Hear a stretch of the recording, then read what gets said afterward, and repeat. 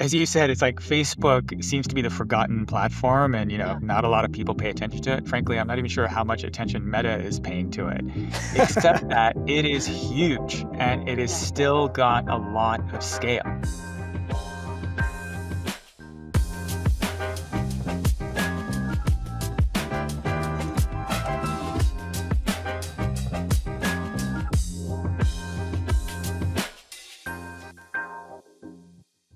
Welcome to this week episode of the Media Odyssey. This is Ivan Shapiro. And that again is Marion. Why do you say again? Well, Of because course, 2 weeks in again. a row, we're together. We were apart for a month and now we're together. I guess we should get Yeah. over that. But you said we were on a break and that still upsets me. Yeah, it's true. But we're a couple. We're back together. And Yeah, so, yeah. again, we're together this week. No, what's fantastic is that we have an amazing guest coming up. And we're going to be talking about YouTube. It's one of our favorite topics, I will say, at the moment. Yeah, I think it's one of our favorite topics because if you work in television right now, the conversation is about how YouTube has become television before television could become what it needs to become, which is this next evolution. And we've had a lot of really good guests who have given us some case studies on. We had Paul McGrath from CBC and Matt Risley from Channel 4 and at Can Lion. We're going to be doing some interviews with some folks to talk about this more extensively. But what I find interesting is when you look at publishers like Channel 4 or BBC Studios or ITV who have really embraced YouTube, a lot of them are building the machinery for distribution on social video internally. But there's another way of going about that, and that's really what we're going to talk about with our guests today. But when you look at the big publishers who are embracing YouTube, traditionally it's the studio or commercial arm of the publisher or the broadcaster. Why do you think that is? Why do you think the broadcasters themselves are so resistant to embracing this new distribution platform that very clearly is where younger generations are watching television, not just video? Yeah, we spoke to that at length with everyone and both on and off the pods, right? It's those major fears around losing control, cannibalization. There's also one thing around the amount of work it represents, right? If you look at what needs to be done as an IP owner, as a broadcaster, as a streamer today to exist, the number of touch points are so important across traditional and then social media and then YouTube on top. I wonder if, a lot of these guys are also concerned with the return on investment. And at this point, I'm talking at large, right? Not just ad dollars, but changing how their teams are working, training those teams, hiring people from the outside, et cetera, et cetera. All of that for something that is very instant when we're in a business that tends to do long processes, right? So we see it ourselves. It feels like an hamster flywheel, right? So that's what's interesting about the guest that we have today is I wonder how uh, publishers and IP owner at large can actually be helped. It's interesting. I watched Tim Davie do this, press conference last week, and he talked about how they are finally, after me imploring them, and after Mm. watching Channel 4 and ITV both embrace social video as a distribution platform, they finally said, "Okay, well now we're going to embrace YouTube with news."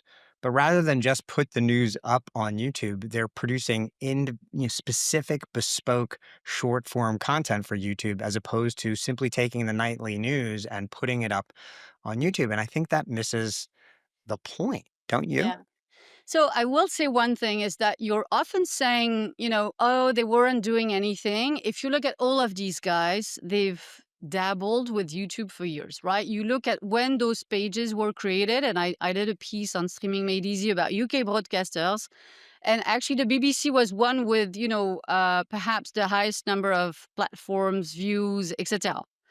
So I wouldn't say that they're starting from scratch just Is that right now. BBC or is that BBC Studios? Because BBC Studios has Bluey and Earth. Those are two of the highest, biggest channels on YouTube. But that's the studios arm, not the proper Yeah, Beeb but no, you mom. have a BBC News. You have a BBC News But it's YouTube clips and channel, shorts. It's etc. not. It, No, but it's so not. then you're right. There's the question is of, are they going at this the right way? And I think there's been phases, right? So initially, uh, people were just putting stuff on there. What we're seeing is that it's getting more and more professional. And what's interesting is I think it is getting more and more professional thanks to creators. And we'll speak about creators. These guys have found a way to massage the algorithm, right? And they've shown how much effort needs to be put on the title, the thumbnail, Yeah. Yeah. the description, all of Yeah. those things that actually us as well as at our level, but for a pod, we are, doing as well. And for sure, what's happening right now is that people need to really understand that each of those platforms, YouTube and others, have specific codes to abide with. And that it's not just putting stuff from one universe to the other. That's Yeah, that's that's yeah, not you're enough. you're you're absolutely right. When you go back and watch or listen to the Matt Risley episode, which I highly encourage you to do, he talked about hiring the right people to do the Yeah, work. That was step number one. Same thing with Paul McGrath, hiring the people who yeah, understand the platforms to do that work. And I think there's, resistance from major publishers and platforms to do that because it's expensive. It's a sunk yeah. It's cost and it's before you're rough right seeing the now, reward. right? But that Yeah. that I think is a Mhm. really nice segue to our guest this week, from Merzigo, which is one of these outsourced, really expert, partners that you can go with, you can partner with. Sorry to be redundant there, but you can partner with folks as opposed to simply trying to invest all of it internally and guessing at what might work or not. So, with that, if that's okay, Marion, I'm going to introduce our guest. Is that all right? Yeah, sure. All right. Uh, Permission Dil- granted. Thank you. So let me welcome to the stage General Manager of the United States for Merzigo, Dilip Bala. Thank you, Evan. Thank you, Marion, for having me. It's a pleasure to be with you both. And thank you, by the way, for the setup. It's totally relevant for us and what we do at Merzigo. What do you do at Merzigo? What does the company do? Yeah. So, in a nutshell, we help premium content owners. So, think broadcasters, studios, media companies, and everyone in between that owns IP. We help them grow revenue on YouTube and Facebook, which we can talk about a little bit later as well. We do this through a combination of our algorithm expertise. So, our secret sauce is in the algorithm expertise on these platforms. And we have a team of over 500 people on staff that are dedicated to providing channel management and content optimization services. So, think of it as we are doing the posting, the editing, the captioning, and all the best practices that are required to really help surface and discover and engage with the content. A little bit more about the company. It was founded in 2018 in Istanbul, Turkey. Fun fact: one of the founders is a former YouTuber, Okay. so knows a little thing or two about creating viral videos. And in the first couple of years, they grew very quickly within the Turkish media market. And in fact, I know one of the case studies we have coming up is talking about that. But since then, the company has expanded well beyond the Turkish borders. Today, we have clients all across the world. Our website has a lot of the key clients, but I'll just mention a Yeah. couple. Like Disney in Turkey is one of our major clients. We also have deals with Warner Discovery in EMEA, Fremantle. More recently, we've entered the live sports area in the US here with Anthem Sports and Entertainment doing some of their uh, wrestling and fighting properties, combat sports properties. So manage over 6,000 channels today. Wow. And listen, I'll just say, prior to joining, I spent a long career at Disney, over 20 years in partnerships and BD, primarily on the digital team and the distribution team as well. And so, I'm very familiar with the complexities. Part of my charter was how do we monetize on these social platforms and video sites? And I think just coming over and joining Merzigo has just been an eye-opening experience because the revenue opportunity is very real and substantial for those who are willing to, really lean in and take advantage of it. And we are here to help you along the way. So that's a little bit about the company. So, Dope, you run 6,000 channels, but they're not called Merzigo channels, are they? No, that's exactly right. Almost entirely, we are doing this on behalf of our partners. So it's the partners channel, the partners show, the partners brand. And we're working hand in hand to make sure, we're within brand guidelines, understanding the property and the IP, and posting and managing accordingly. So this is not like us sort of putting, we've got a Merzigo channel, just give us your content, we'll put it up there. No, no, this is yours that we're doing on your behalf. That's the service we're providing. Can I ask, what's the typical, I don't know, journey maybe that you're going through with your clients, right? So they come in and they say, "We want to be on YouTube." Is that it? Or are they actually coming with a bit more, strategy in mind, and you're more in the, you know, advising and execution, etc.? Yeah, no, no, no. It's a great point. I think, typically the journey is we'll start having discussions with a partner around specific shows or properties. Hey, we're thinking about XYZ show. Maybe it's a current series. A lot of times it's from the catalog or the library. Um, and what do we think it's going to make? One of the questions is, is there an existing YouTube presence, a channel? And if there is, we can, at least gauge like how is it performing today? And sometimes it could be pretty minimal, but then how much content is there to work with? And based on that and running our data and our models, we can give a rough estimate on what the potential is in terms of audience growth and revenue. And sometimes we'll be like, look, it's not there isn't maybe enough there, but a lot of times we will mutually identify properties and shows or movies to work with, and then once we establish what that IP is, we're off to the races. Typically the model is we're working on a rev share basis, and if there's existing business there, the kicker is we actually give minimum guarantees, which really um, helps the content owner sort of size it and uh, sort of figure out how much the potential is. I work with a lot of clients who are like eager to get into fast. So they're sitting on large libraries and they jump into fast. And I think because it's on TV, they're just more comfortable and it's linear and it feels Yeah, like television. They're just more comfortable to jump into it. And then I'll talk to them. I'm like, well, so what's your YouTube strategy? And they're like, well, we're on fast. I'm like, but you know that there's probably 10x the potential on YouTube than there is on fast. And they're like, why? I'm like, because there's 10x the viewership.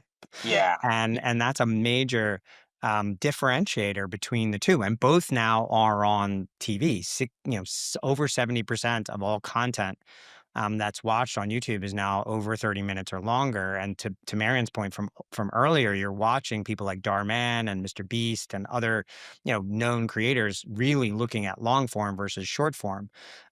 But when you partner, so one of my favorite case studies that you have is you guys were responsible for making the Turkish soap opera a worldwide hit.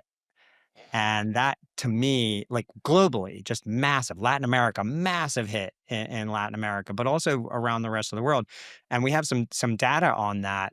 When you went to the Turkish broadcaster who controlled these rights, this you're talking about a huge library of content at the start there, right?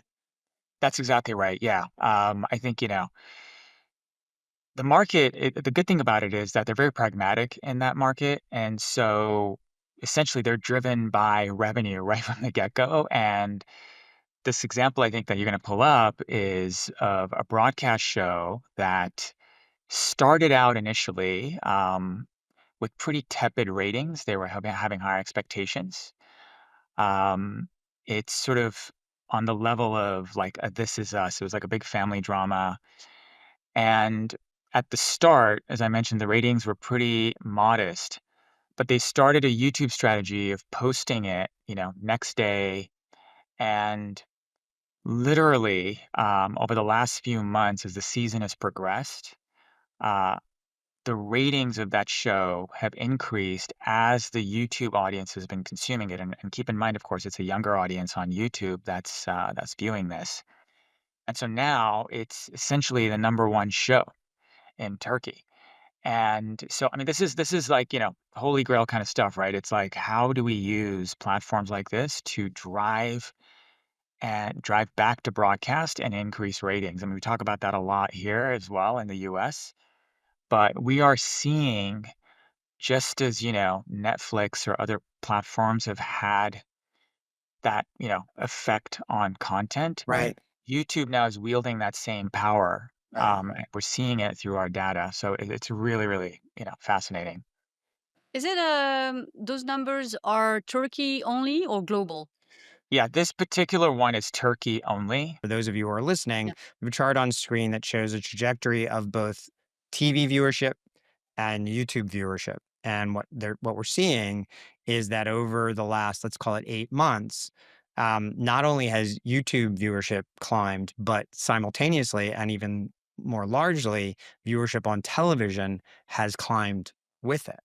And so not only is there not cannibalization, to your point, Dilip, there's a reason to believe that the YouTube viewership is actually helping create more viewership on television as well. That's right. That's right. So these are to go back, these are to Marion's question. These are viewership both for YouTube and television just in Turkey. Correct. The television numbers are definitely just Turkey. The YouTube numbers are global, but majority of the traffic is really, coming from Turkey. Yeah, even if in Latam, there's Evan said it at the top, right? This is a region that's grown super fond of Turkish drama when they had their own drama for so many years.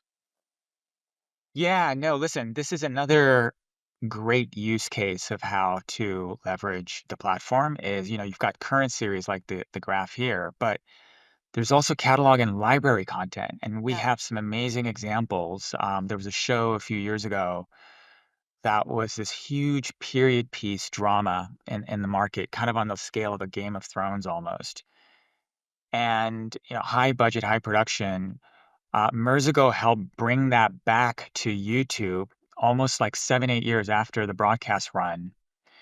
And, we've dubbed it into like 50 different languages, taken it globally, and it's become just a huge revenue driver for sort of almost unexpected revenue driver for the content owner. So I think, Marianne, the thing you're talking about is how do we leverage, not only the current stuff, but the deep library and localize it? That's something that, yeah, we feel really we're good at.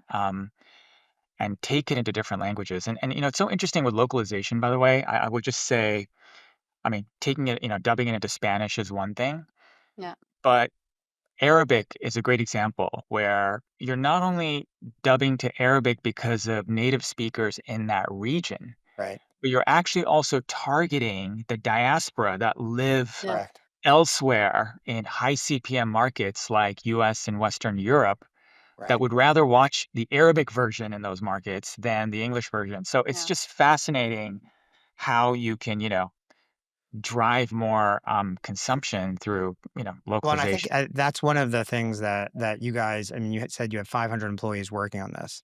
And it's not just, you're tapping into a machine of 500 employees who are expert at this. You're also plugging into the muscle memory of the entire organization because, Right. like machine learning, your team gets smarter with every pass. You get more Yeah. data in, you know what works, you know what regions are better for certain content than others. And have really become, just total experts in both the Facebook platform and the YouTube platform in a way that very few teams internally at a publisher could ever manage to do given their own resources. Yeah, no, that's exactly right. And look, by the way, there are teams that companies we talk at that have in-house teams that are 20, 30 deep and or more that are dedicated to this. And so it's certainly not something that is Mutually completely out of the blue. exclusive, yeah. But I think you said it before, right? It requires sort of an appetite to invest in higher Mm. headcount, which, can be challenging these days for a lot of big companies. And so it's like, we're here, you outsource it to a company like us to basically test it out, prove out the model, if you will, and then, decide down the road how to pursue it. So I think that, yeah, it does require that investment um, into this. It's not just you can't just sort of take this, like, throw it all up there and, put up my episodes and, how come I'm not seeing any uptake? It's like the spray and pray approach, you know? It's like you've got to invest to really, get the most value out of it. And this data we have on screen now, which shows the demographics of the viewership of this show, this Turkish drama on YouTube, I imagine. So what we can see here is that over half is under the age of 35, and I imagine that's substantially younger than the Yes. show's viewership on, say, broadcast television. And this kind of makes a much larger point, which is the same content, and this is the point I was making about BBC earlier, Marianne. The same content, the identical content that's airing on television and on YouTube is going to find two different audiences Yes. on these platforms. And this younger audience is almost impossible to reach on pay TV or broadcast. Dilip, is that, yeah, and you're finding that this is one case study, but I think most of your clients are finding the same thing, that this is a distinctly different audience on social video than it is on television. No, absolutely. I mean, I think, not only, by the way, a distinctly younger audience compared to broadcast television, I think that generally is, pretty widely accepted. But even with, and you were talking about fast, Right. platforms, when we're seeing the data, this actually skews even younger than fast, right? Right. And so whenever people are like, "Hey, listen, I've already got my stuff on fast. Am I worried about, putting too much of it up on YouTube?" It's like, listen, there's different audiences, and more importantly, there's different behaviors in the way they're engaging and interacting with the content that you can tap into when you're on a platform like YouTube. And Yes. so I think that is, has been one of the biggest learnings. I think, listen, the other thing is, and you said it, is like the scale and the content selection is so vast on a YouTube. It's not about, putting too much of it on there. It's really Yes. like, how do you find this stuff and get it discovered? So And that's where, it's we feel we easier, can right? help. It's funny that you have people from the fast world being a bit resistant. It is tougher to whip up a fast channel from scratch, right? From you have the content, kudos, but you need a scheduling tool, and then you need a TI, a technical integrator, and those negotiation with platforms, the Roku's, the Samsung of the world, those are really done one to one, and they can take months. uh, I can whip up, and I did it myself, right? Both for the pod and for my business. I did my YouTube channel in just a few minutes, right? All of those tools are here for you to grab. I will say though that I can understand how some folks are. So there's the worrying a bit, being overwhelmed, but I think there's that being overwhelmed from the work that needs to be done, right? And also, you don't want to be putting any effort for a shot in the dark. So I want to circle back on your algorithm thing because I'm curious. Because there's one thing in fast that doesn't happen is you don't get MGs. Right. Very, very rarely do you get MGs. Once in a while. Once in a yeah, but it's If you work with, let's put it this way, if you work with eShop, my agency, we can get you one. But yeah, yeah, yeah. it takes a very, very special pool of content. Really, it does. Yeah, And thousands exactly, and and a thousands of specific hours. brand, and Yeah. so that's why I'm saying, it's just not, it's not that common, but, just circling on that piece and the business model, right? It's interesting that you do that, but that does mean that when you do that, forecast on the potential, it's really clear cut for you because you're not gonna put an MGs on something that may Right. be working, right? Yeah. No, exactly. Look, it is a very compelling value proposition that we offer up to our partners, and we've got years of data and experience doing this, and so yeah, we absolutely are fortunate to be in a position to be able to put those minimum guarantees on the table. And by the way, we're open to licensing models as well. In select cases, it depends on the IP, Yeah, but of course. by and large, the rev share and MG approach works for us and works for the partner because they Yeah. know at the end of the day they're getting a check. Let's talk about monetization for a second. specifically on YouTube, but I do wanna get to Facebook because that's a platform that Marion and Yeah, I have not spent any time talking about, but you guys have really mastered it, and I think it's a platform that a lot of people sleep on, but it has a tremendous upside. But going back to monetization on YouTube for a second, Channel 4 talked about this, CBC talked about this. They're selling their inventory through the partner program yeah. that YouTube runs. You handle this how? Sometimes your partners sell their inventory, sometimes you guys sell it, and it varies by region. Am I getting Yeah, that no, no, correct? no, good question. No, and listen, we come across this from time to time too. At the end of the day, we are creating more inventory and ad impressions.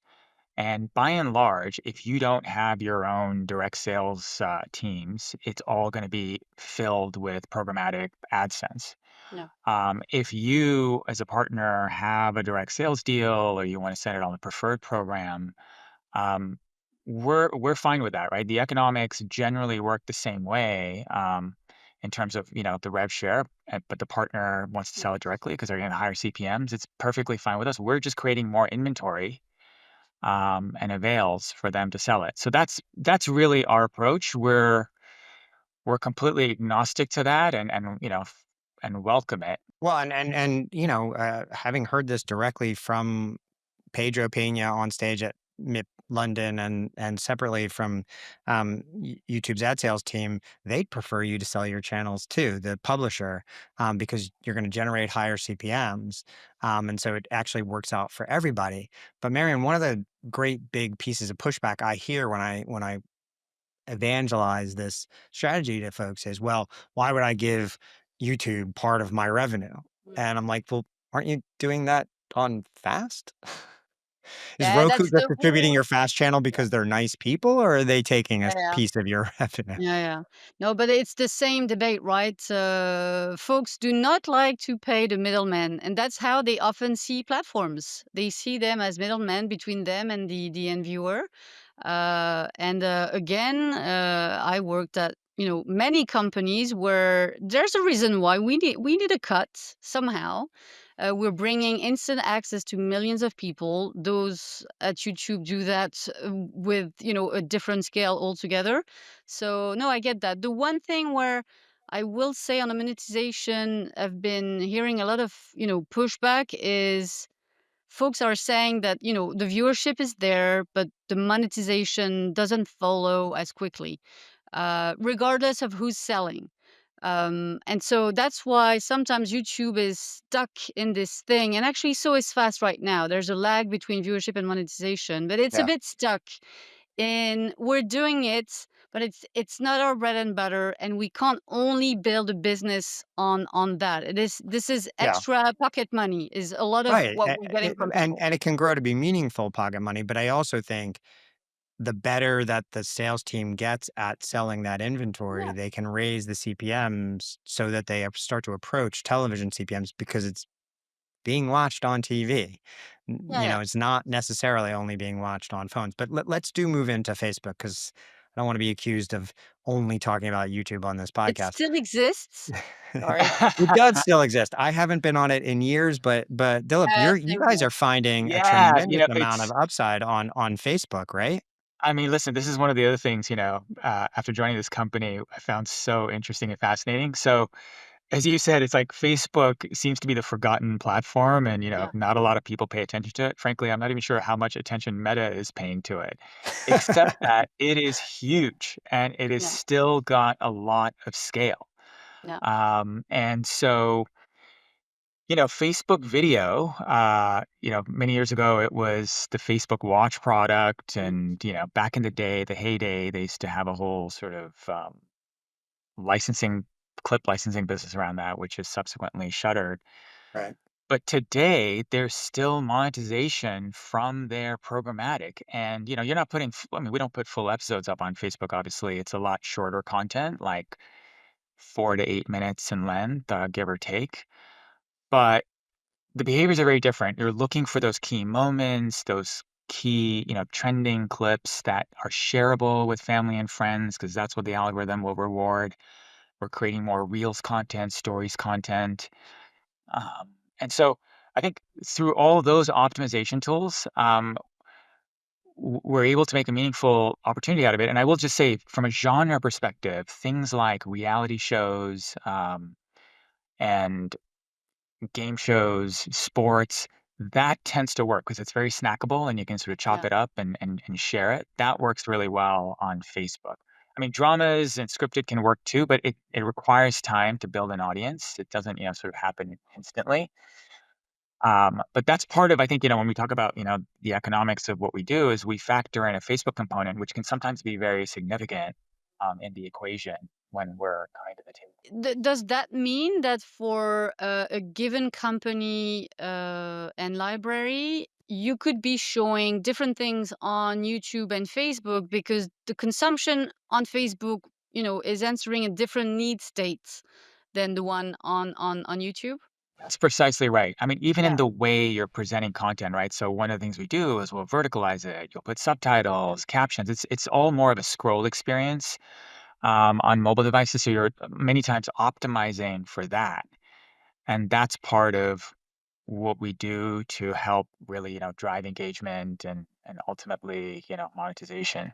Yeah, So Marion, I think that, go back to your point from earlier, which is, we put it up there and the monetization doesn't turn on right yeah, away. I think what IP owners, the owners of libraries of good content need to understand is this is not no longer just a one channel business, yeah, that you have to put your IP at the center of, at the hub with all these spokes on it. And mm, yes, pay TV, and yes, broadcast, yeah, and yes, sell it to Netflix, but then also, yes, YouTube, and yes, Instagram, and yes, Facebook. And, eventually when TikTok goes horizontal and comes to the television screen, which yeah, they're going to do if they survive the ban that will never happen, you have to embrace all of these things. It's a husk and all strategy, yeah, and you don't necessarily have to make different versions, you just have to cut different versions yeah, yeah. for different platforms, and Or wrap it's it nuanced. differently, right? Wrap the That's it, asset a and different and way. and I Yeah, think, the fact that Merzigo is prepared to pay minimum guarantees on these things and put proof in the pudding, put their skin yeah, in the game, is a demonstration to the ecosystem that there's a moment here. And if you can learn how to live in this new moment, something I'm going to talk about at Stream TV in a couple of weeks is it's all the creator economy now. And if you embrace that set of rules, yes, you're going to be on paid TV. Yes, you're going to be on paid streaming, but you have to see yourself as a creator the way Mr. Beast does, the way that Jake Paul does, the way that Alex Cooper does, the way that Darman does. If you can do that, these publishers can actually wind up being some of the biggest creators in the ecosystem and yeah. enjoy the rules of this new economy. But if you're going to avoid it, you're going to be overwhelmed. And I think eventually you're going to become irrelevant. But what does it take to succeed, Dilip? Like, if you, because you've been talking about your secret sauce, but when you've seen, companies within your portfolio succeeding, what have you noticed? What are those traits that make Yeah, them?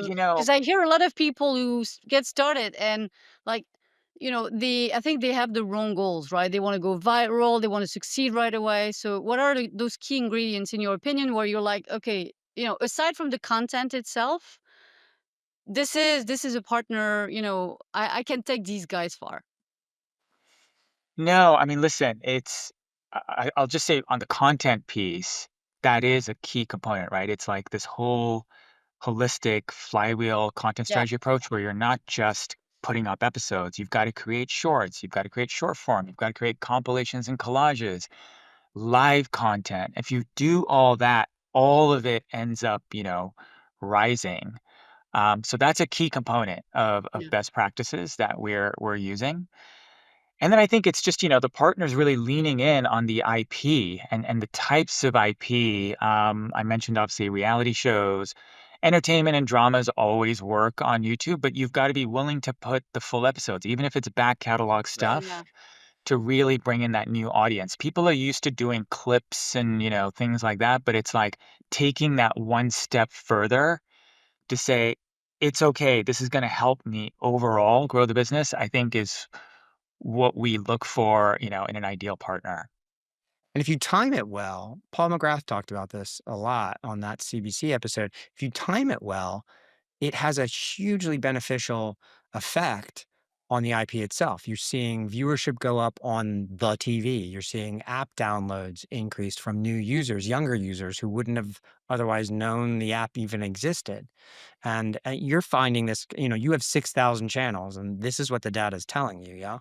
That's exactly right, yeah. I mean, not to use a cliche phrase, all boats rise, but we are literally seeing that through, our data, and I just say, the other takeaway is it's amazing how older series and programs too, you sort of breathe new life into it, Right. right? And I think that's the power it is if you do some refreshing and optimization, that it suddenly now revives it and it becomes, something that may have been sitting on the shelf, not licensed anywhere or anything, all of a sudden becomes a real opportunity. I think that's been the other really interesting observation in all of this. Yeah, and in a test and learn environment, having 6,000 channels of data coming at you allows you Yeah, Exactly. to that learn helps. more and more quickly than you can just with 1 or 2 channels. This has been a fascinating conversation. Dilip Bala from Merzigo, thank you so much for coming on. Thank you for sharing the data with us. We'll put a link to the company's info and your info in the metadata of this episode. It's been great talking to you. I'll see you in a couple weeks in Denver. Yeah. Yes. Thank you. Thank you both for having me, and it was a pleasure. Thank you for Marion, coming. that was a lot of fun, right? This is a different perspective. We've been talking to the channel owners, and now to talk to somebody who's kind of an operator behind 6,000 channels, it just feels like you can get a little bit more perspective on where everything's going. Yeah, and I want them to run our channel. Hey, Ah, maybe you idea. think they'll give us a minimum guarantee I don't for know. for our 25 episodes? Are we viral? There's viral material We've in had this. moments. I think we have some virality coming up when we go to Cannes and do some interviews there. We're gonna be in Spain next week at Gemma, and then we're gonna be together in Denver doing another live episode on stage, which I'm really excited.